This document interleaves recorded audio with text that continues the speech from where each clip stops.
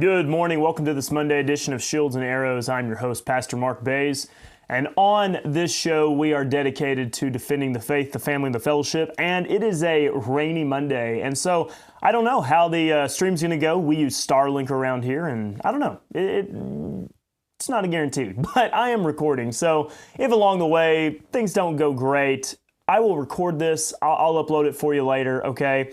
I hope you're doing great. We had an excellent service yesterday at church. So for starters, we had our harvest dinner. It's an annual dinner that we do, and it's basically kind of our Thanksgiving meal, and had a great turnout.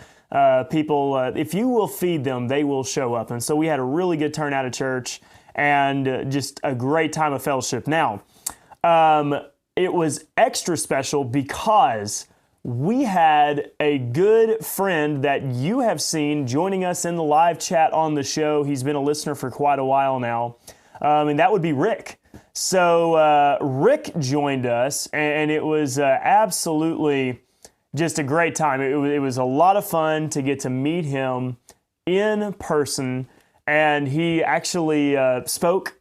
I asked him if it was okay if he'd be willing to introduce himself to the church, and so at the beginning of the service, he introduced himself and just explained why he decided to drive all the way from North Carolina to attend a middle-of-nowhere country church in southeastern Oklahoma.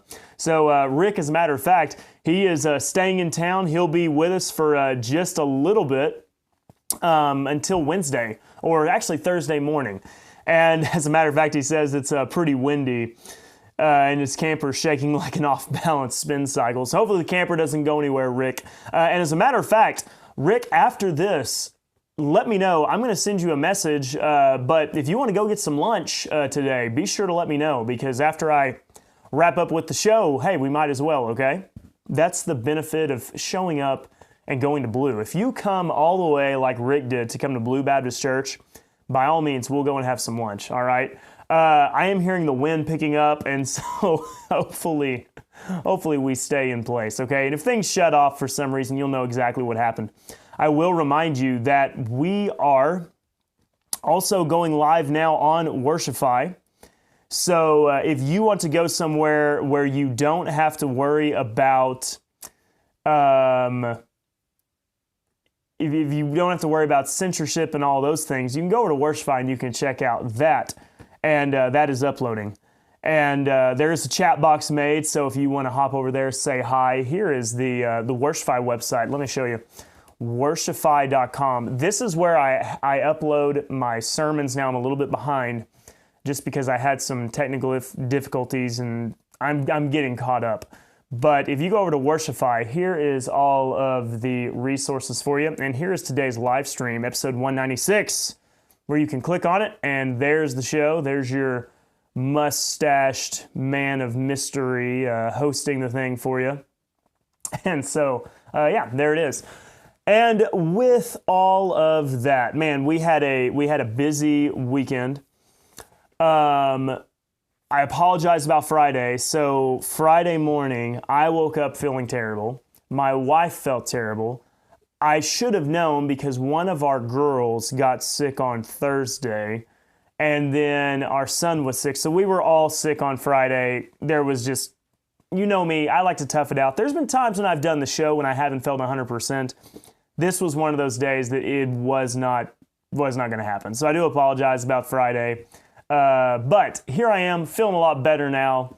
And with all of that, you know, you see the title of the show, Finding Fulfillment in Fulfilling Purpose. I thought that was a clever title, but it makes me, let's see here, how am I trying to say this? I'll start a sentence and I always know where it's going, but it's making the point that I want to make. How about that? It's making the point that I want to make. So I am a somewhat movie, interested person. Okay, I think movies are interesting because they do kind of speak to where our society and culture is. And for starters, let's just say if we take a lot of biblical movies, it does show how weak we are in our biblical knowledge to a degree. I mean, here's one. I know that this probably sounds terrible, but like I'm not a big fan of most biblical-based movies and TV shows, but I would imagine most of you that watch probably do agree. I mean, you just haven't seen a lot that impress you because there's always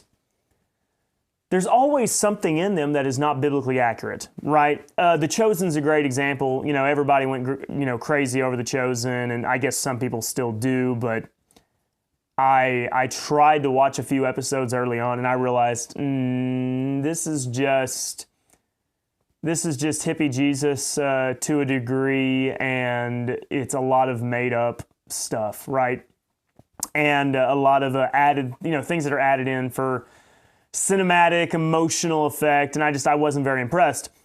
But there are other types of, media like movies that are made that just honestly aren't very good. You know, that Hollywood there for a little bit, they made a couple, whether it was the Noah movie with Russell Crowe. I didn't watch that one, but I'm sure it was terrible. And I did watch a little bit of the Exodus one with Christian Bale, and it wasn't any good either. Did not follow the biblical account hardly at all. I'll tell you what, the movies that did as good of a job as just about any, and I'm not saying it's perfect, was those DreamWorks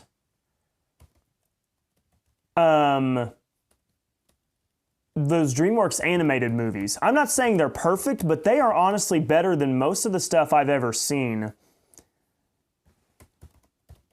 in that Hollywood made. So, like, here is Joseph, King of Dreams. This was made by DreamWorks, and it's pretty good. Like, here's the movie poster for it, I guess. Yeah, Joseph, King of Dreams. Like, that is actually, like, okay. It wasn't bad. But for the most part, when Hollywood comes out with these movies, it's normally terrible. And with that being said, it goes much farther beyond just our Hollywood movies, TV shows depicting the Bible. I'm talking about movies like in general, right, in broad. So one of the things that really frustrates me is the girl power movement that's occurred in movies.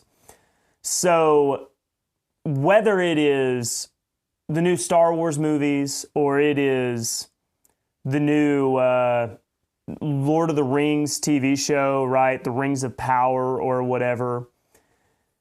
The reality is they are really promoting this idea, woman can do anything that a man can. And so they've got these ladies that are like better than the men in every way. And it's not just that they're trying to make women stronger than what they really are and better at being a soldier and all of this than what reality tells us. They also are demeaning men. So they're actually taking men and they're making them have to be dumber to make the women look smarter. The men are extremely emotionally unstable, and the women are the ones who are extremely poised and calm all the time. And it's just funny, like they can't even play it down the middle. Like, yeah, you have some female characters that are strong and capable, but there's some men characters that are strong and capable. The reality is that they're trying to absolutely undermine masculinity entirely. And that's being seen and played out in movies today. And it absolutely does speak to this matter of fulfilling purpose and this issue of culture and theology, okay? So stay with me, and I want to lay all this out for you, okay? There has been a new movie come out, okay? And this movie is Gladiator 2. And I'm just making sure that our sound is coming through. I've got sound over here. I know you are saying that you don't, but I think that's because our stream isn't working. But the good thing is I'm recording, okay? So the live stream may not work today because it's a torrential downpour outside. But don't worry, when the weather clears up, we'll be able to live stream as normal. Let me get back to going ahead and continuing with my my point here, and then I'll upload all this for you later, okay? But there's a recent movie called Gladiator 2. Now, obviously, Gladiator 2 implies that there was once upon a time a Gladiator 1. And Gladiator, I think it came out in the year 2000. Russell Crowe movie. Some of you may have watched it. And it was a decent movie. The action scenes were pretty good. It was kind of just a classic, revenge sort of story. Good guy facing a very corrupt bad guy. And the general plot is, and I imagine many of you are familiar with the movie, but let me just give you a very brief summary. You have this Roman general, and the emperor is about to die. And he has a son. This emperor has a son. And the son is power hungry, right, to say the least. He wants to be the emperor. Well, the emperor, it's going to be his dying wish that he restores the Senate. And the Senate will now rule, that the emperor will not be the sovereign ruler over the Roman Empire. Well, plot twist, okay, ready? All right, here's major spoiler, so if you don't want me to ruin the movie, probably just don't watch the, rest of the episode, and you can go watch the movie. So go watch Gladiator right now, and then you can come back and watch the rest of this episode, okay? And so the son gets wise to this plan, kills his father, right? Yeah, quite shocking. Kills the emperor. And the only person that knows that the emperor's dying wish was to basically remove the power of the emperor, restore the power of the Senate, is this general. Well, the son then claims the power of the emperor because he killed his father and wants to kill the general to, cover up any witnesses. And so he seeks to kill the general escapes, and he also kills the general's wife and son. Now, the wife and son were back home while the general was at war. A lot of things happen. And the whole basic premise of the movie is he's going to be sold into slavery as a gladiator, fight for his freedom, and eventually seek revenge and defeat this corrupt son of the emperor who killed his wife and son. So I know I've spoiled most of the movie for you. Now, Gladiator 2, I have not seen the movie, but I've watched reviews. And the reason I watched reviews instead of watching the movie is because I knew that the movie wasn't going to be worth watching. And the movie obviously came out recently. It's 2024, so 24 years removed. Here's how this movie starts out. There is a soldier in Rome, and he goes to war. But he doesn't go to war alone. He, you would imagine, goes to war with his fellow soldiers. But one of those fellow soldiers happens to be his wife. Now, Gladiator is supposed to be somewhat, it's a historical fiction, right? Historical fiction. So we're going to at least try to be somewhat, accurate to a degree. However, I'm pretty sure that wives were not going to war with their husbands in ancient Rome. I mean, I'm just throwing that out there, okay? I'm just speculating here. And yet they want you to treat this like some kind of historical type movie, right? Historical fiction. So, first of all, what man would take his wife to battle with him? It's quite a sorry individual, I would say, right? By my traditional old fuddy-duddy principles, okay? My wife is going to stay somewhere where she is safe, and if I have to go fight, I will go fight, right? The game plan is somebody breaks into the house, my wife is going to take care of the children, I'm going to take care of the problem, right? So the man goes to war with his wife is killed.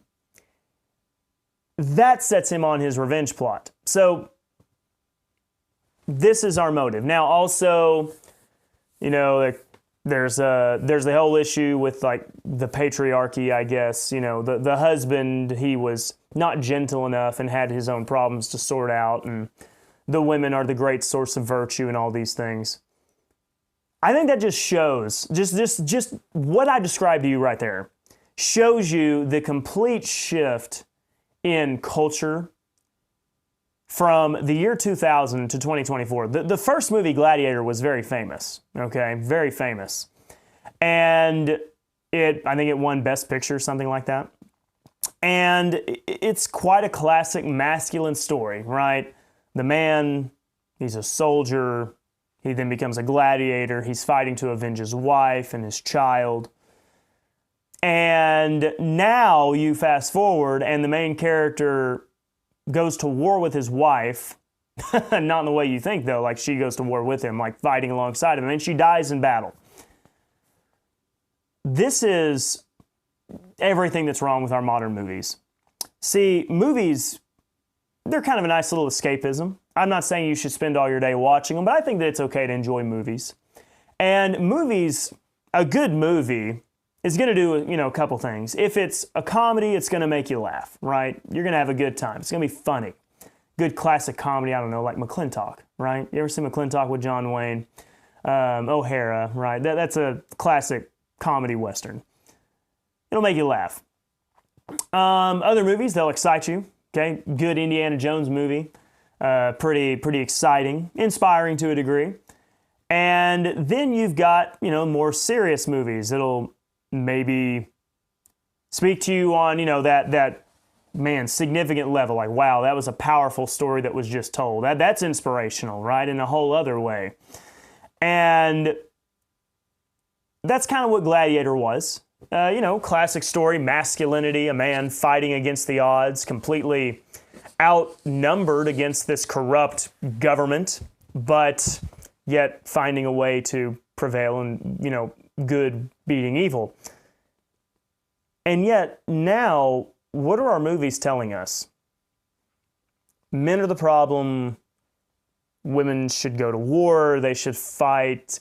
How does that reflect anything about our order for our creation? Now, I know that Hollywood may reject that premise, but even though, deep down, if we just look at biology for a second, we realize, hey, there is a difference in how men and women are built.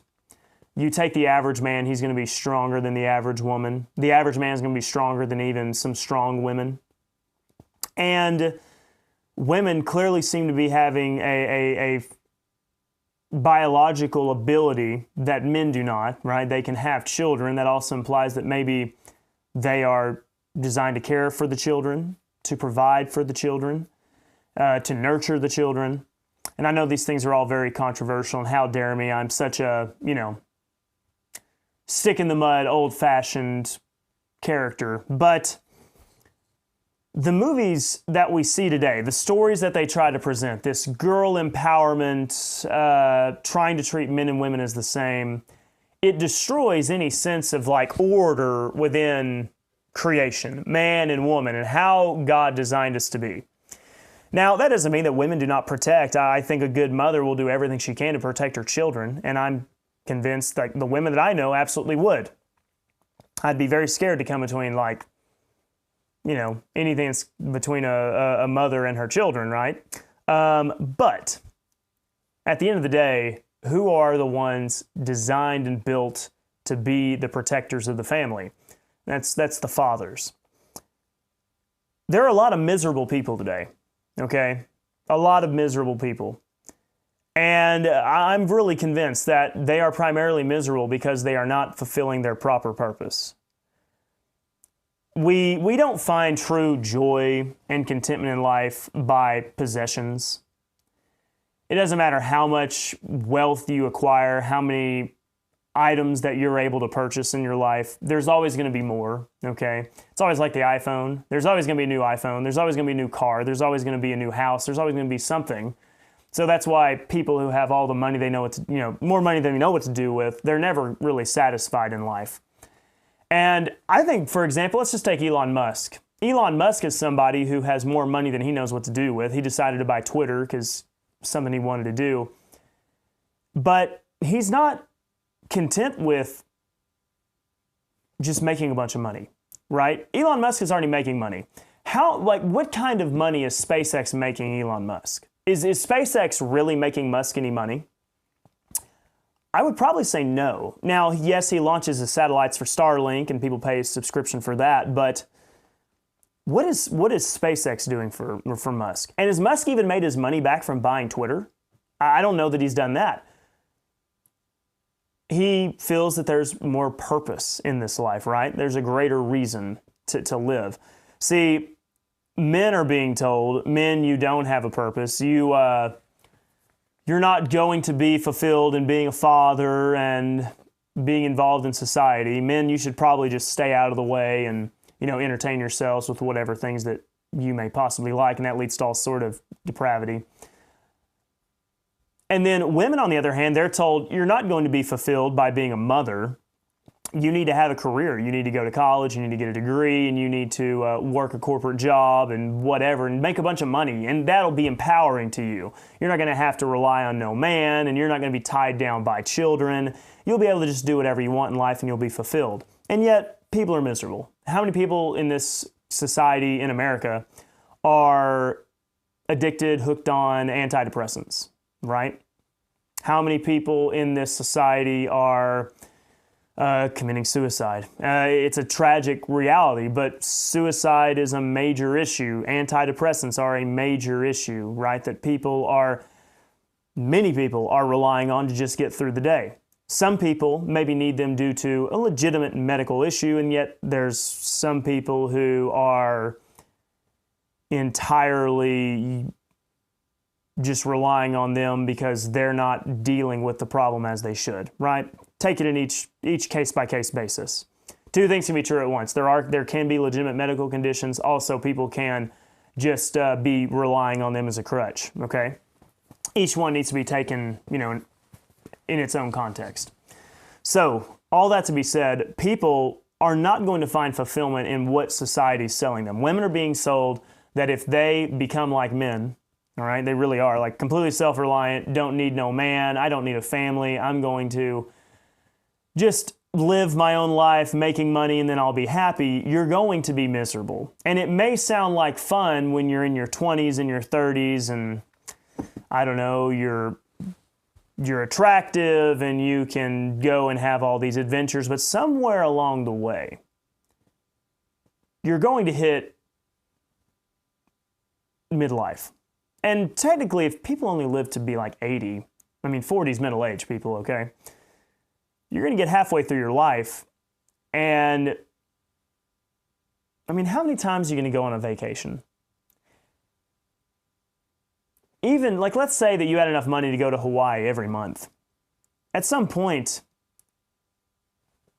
is that not going to get a little bit dry? A little bit old? A little bit stale? Going on vacation is fun, but kind of the thing about going on vacation is, you don't get to do it very often. I haven't been on a vacation in a good while. My wife and I went to a cabin for a weekend for our anniversary, okay? So we stayed 2 nights in a cabin. How many times can you go on, a girls' trip? And guys as well. Guys are being told they can fulfill themselves by, getting really good at golf. How fulfilling is that? Okay, great. You can shoot, an 85 on an 18-hole golf course, which isn't terrible for an average, just going to the golf course kind of guy.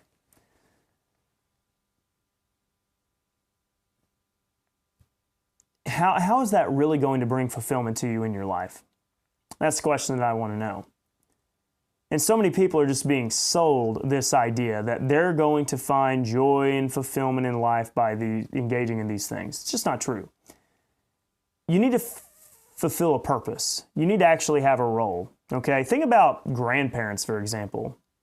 There are a lot of grandparents who don't have really any interaction with their children, right? Or their grandchildren. I think that as a grandparent, you still have a role and a purpose to play, right? You still have that purpose to fulfill. It is good for you to be a grandparent, to watch the grandkids, right? To help your kids still, because they still need your wisdom. The great advantage of being older is the experience that you have. You can share that experience with them. You don't need to be isolated, living your own life. But think about this. We have people who are not having children. They're not having kids at all. And they're going to reach the age of being a grandparent, 60, 70 years old. And now they have nobody. They don't have a purpose to fulfill. It's no wonder that people are extremely miserable, that people are extremely depressed, because they're not fulfilling the purpose in life that they really were meant to have. So society, Hollywood, movies, they can keep trying to convince us that there is no difference between men and women, and you're going to find ultimate fulfillment in rejecting those traditional roles of men being protectors, providers for their family, and women nurturing the children and making a home and all those things. But at the end of the day, it's only going to lead to misery. I am never as fulfilled in anything that I do as being a father and a husband. The only other thing that comes close is my ministry, teaching the Word of God. But I think it still applies to that because, while it doesn't make big bucks, hopefully it's still, is a way to support my family. And it's helping to provide for a church, meet their needs. But I think we would do well to understand that we're never going to get joy in this life by trying to reject the traditional roles for which we were made. Hollywood is going to try to sell that lie, and they've been doing it for quite some time. Hollywood of old used to not be that way. Hollywood of old used to be extremely conservative. Extremely conservative. Now, that doesn't mean that the actors and the directors, they always lived up to that. And there's all sorts of stories and, the Rock Hudsons of the world. But at least they promoted it. They promoted traditional values, men being men, women being women. I guess the question is, what are we going to promote? We can't achieve utopia. We're not going to be able to make a perfect society, but we can at least encourage good biblical values. All right? That's what we can do. We can encourage good biblical values. And in doing so, we may be able to help some people along the way to where we don't have a generation of people who bought the lie. And sadly, there are some people that are maybe already at that point. Because think about when feminism really took a strong hold. I mean, I would say it's been going on for quite some time, but women have been told to reject children and, pursue careers for decades now. Let's say that you were a 20-year-old girl in 2004 and you were told, pursue a career, don't worry about family. Well, now it's 2024. You're 40 years old and you've got a career, but you're not married, you don't have any kids. I feel bad for that person because time is running out for them. So I hope that we can get back to the wisdom that is in creation and the role of men and women being fruitful, multiplying, filling the earth, fathers raising children. Fathers actually do need to be involved in it. Mothers nurturing the children, fathers raising children, them working together to raise the children. Because children that have a mother and father in the home, we always see the statistics again and again. They always do so much better. I'm going to cut the show a little bit short today just because we hit the 30-minute mark. Go back to old style. Used to the show was only 30 minutes long, but that's just because weather's got the stream knocked out. I'm just going to go ahead and close it right here. I'll upload the recording, and that way you can go ahead and watch it. Tomorrow I'll cover the rest of the stuff I wanted to, okay? Hey, thank you all so much. I appreciate each and every one of you. Have a great rest of your Monday. And this is Shields and Arrows, where we defend the faith, the family, and the fellowship. All right, thank you all so much. I'll talk to Rick, and we'll get to hang out here in a little bit. And I would love for you to come visit our church sometime as well. It would be truly a great honor. All right? We'll be back tomorrow. See you all then. Thank you.